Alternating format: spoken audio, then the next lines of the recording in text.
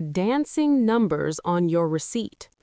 Welcome to today's analysis, where we're going to uncover an economic force that's often overlooked yet has a massive impact on your wallet: tariffs. Have you ever wondered why the smartphone you've been eyeing is $100 more expensive than last year's model? Or why the cost of PC components suddenly spiked, making you rethink your entire gaming build?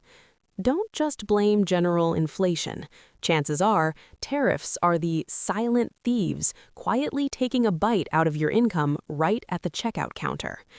In this deep dive, we'll explore how tariffs work, their complex variations, and most importantly, who actually pays the price for these economic wars. You'll soon realize that decisions made in distant government boardrooms show up every single day, right there on your shopping receipt.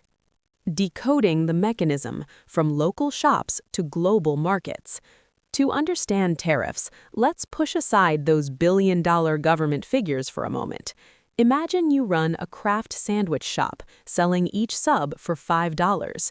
Business is great until a massive industrial bakery opens next door, selling a similar sandwich for just $3. Naturally, your customers start heading next door to save money.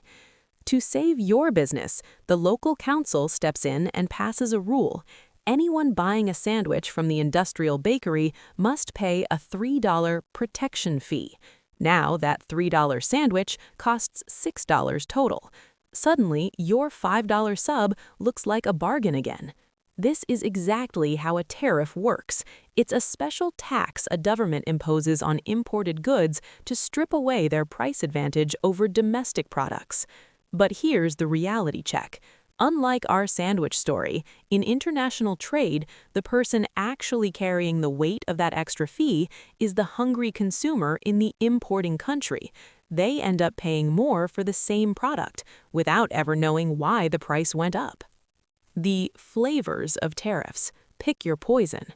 Tariffs aren't one size fits all. They change based on a government's goals, much like choosing different sauces for a dish, except these sauces are usually very bitter and hard to swallow. Specific tariffs. This is a fixed fee per unit. For example, a $10 tax on every imported car tire. Whether it's a $200 truck tire or a $5 small car tire, the $10 stays the same. This puts immense pressure on low-cost goods, hitting budget-conscious consumers the hardest. Ad valorem tariffs. This is a percentage-based tax, which is more common and flexible. Take watches, for instance. If the tariff is 15%, a $100 fashion watch incurs a $15 tax. But for a $10,000 luxury timepiece, that tax skyrockets to $1,500.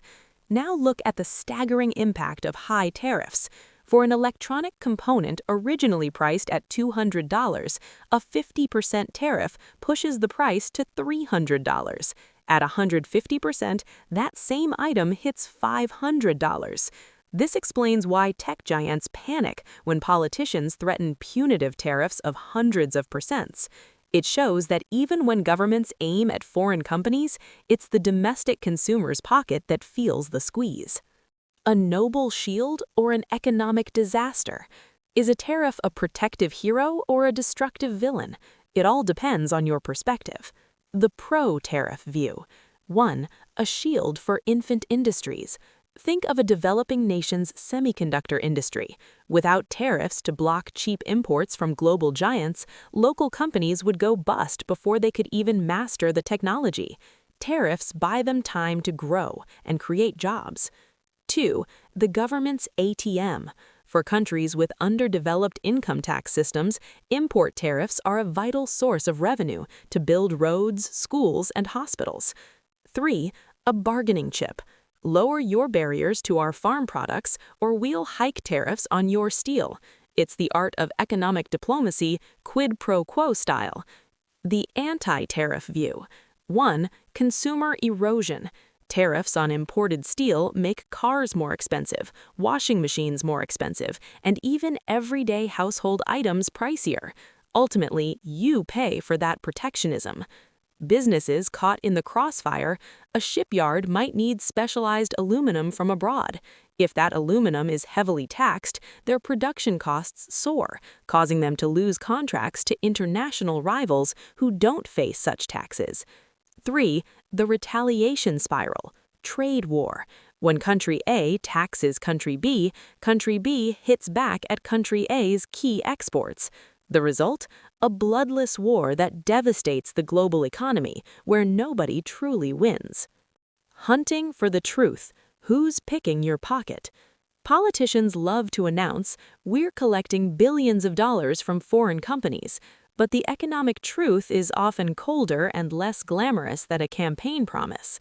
Let's analyze an imported laptop with a factory price of $800.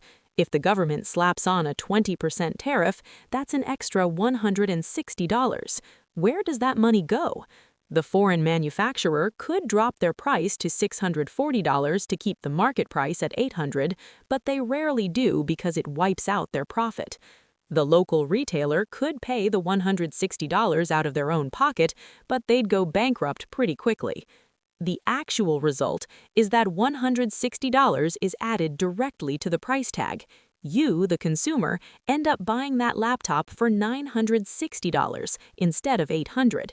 Sometimes, to avoid tariffs, manufacturers move factories to neighboring countries, but this relocation is expensive, and eventually those costs are quietly reflected in the price you see on the shelf. Staying sharp behind the numbers.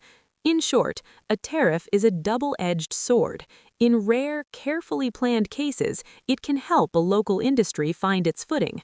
However, most economists agree that broad tariffs leave deep scars on the economy, rising prices, fewer choices for consumers, and strained international relations. Next time you hear an announcement about new tariffs designed to make another country pay, remember to look at your own shopping bill. The truth is right there. If this video helped you see through the mystery of everyday pricing, please hit like and subscribe to help us decode the next economic puzzle. And don't forget to leave a comment about which topic you'd like us to dissect next.